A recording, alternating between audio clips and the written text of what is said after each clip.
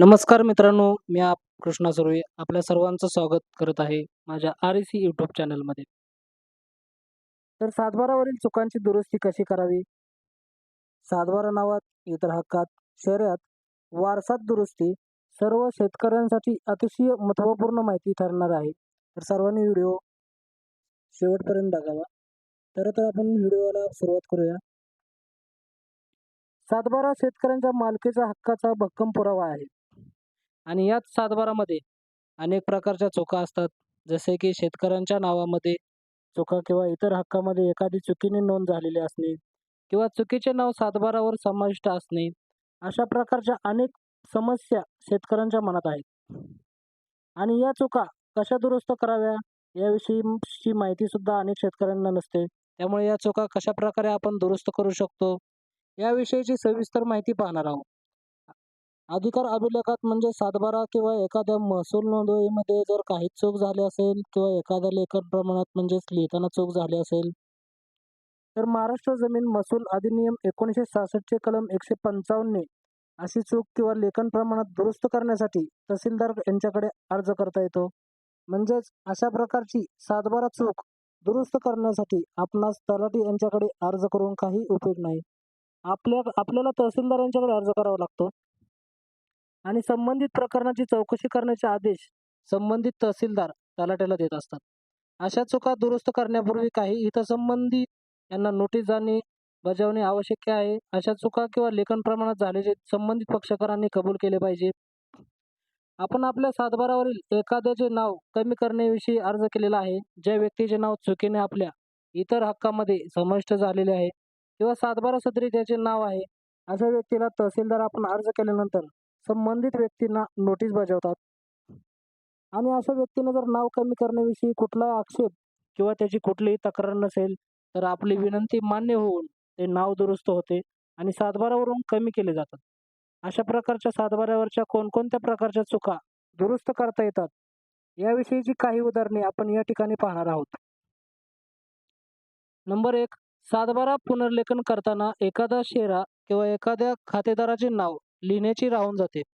अशा प्रकारची चूक या कायद्याअंतर्गत दुरुस्त करता येते. म्हणजेच पाठीमागे जे 10 वर्षानंतर सातबाराचे पुनर्लेखन होत होते, त्यामध्ये जर एखाद्या खातेदाराचे नाव किंवा एखादा शेरा चुकीने राहिलेला असेल, तर पूर्वीच्या अभिलेखात तो असेल आणि नवीन अभिलेखात नसेल, तर अशा प्रकारची चूक कलम 155 अंतर्गत दुरुस्त करता येते.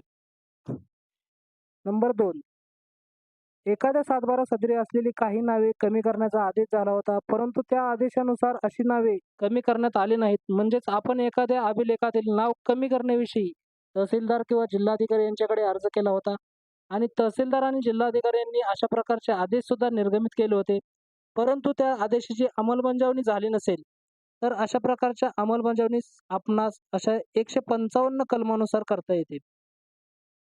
नंबर 3, एखाद्या जमिनीची कुळ कायदा कलम 32 ग नुसार ठरलेली रक्कम मूळ मालकाला दिल्यानंतरही मूळ मालकाचे नाव सातबाराच्या इतर हक्कात राहिले असेल, म्हणजेच कुळ कायद्याविषयीचे हे कलम आहे. या अंतर्गत कलम 32 ग नुसार आपण मूळ मालकाला रक्कम दिली आणि नंतर ही मूळ मालकाचे नाव सातबाराच्या इतर हक्कात असेल, तर असे नाव आपणास कमी करता येते.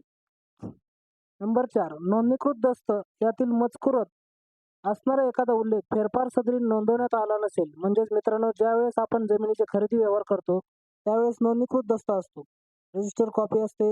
यातील महत्त्वाचा मजकूर जसे वारसाचे नाव किंवा जमिनीचे क्षेत्रफळ यामध्ये काही चूक झालेली असेल किंवा असा उल्लेख सातबारावर झालेला नसेल, तर आपल्याला कलम 155 अंतर्गत अशा प्रकारे सुद्धा दुरुस्ती करता येते.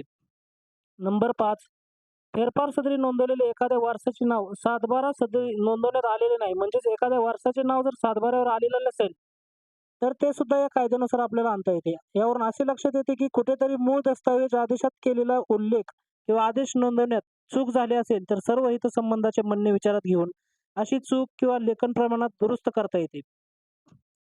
म्हणजेच यामध्ये मूळ अभिलेखामध्ये पूर्वीचे जे रेकॉर्ड ज्यामध्ये जर तुमचे नाव व्यवस्थित असेल आणि तुम्ही जी चूक दुरुस्त करण्यासाठी अर्ज केलेला आहे, ती चूक झालेली असेल, मूळच्या अभिलेखात ती असेल, तर तुम्हाला अशा प्रकारचा अर्ज करून त्या ठिकाणी सातबारावर चूक दुरुस्त करता येते.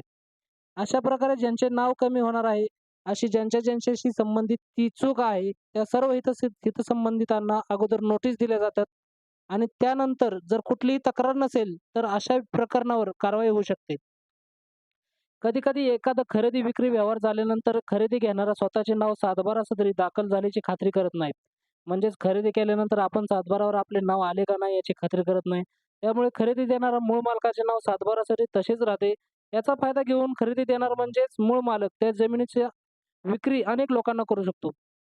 आणि या कायद्यानुसार जरी प्रथम खरेदी घेणाऱ्याचे नाव सातबारा सदरी दाखल होणे आवश्यक असले, तरी अशा अनेक खरेदी-विक्री व्यवहारामुळे पुढे अनेक प्रकारची कायदेशीर गुंतागुंत निर्माण होते. त्यामुळे प्रत्येकाने आपण केलेल्या व्यवहाराची नोंद गाव दप्तरी योग्य प्रकारे नोंदवली गेली आहे किंवा नाही याची खात्री करणे गरजेचे आहे.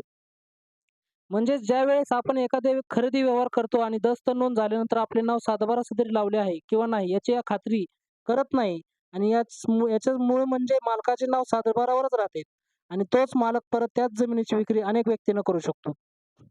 म्हणजे ज्यावेळेस अशा प्रकारे सर्व माहिती आपण पाहिलेली असेल, तर आपल्याला आवडली असेल तर लाईक करा आणि गरजूंना शेअर करा. धन्यवाद. इथेच थांबतो.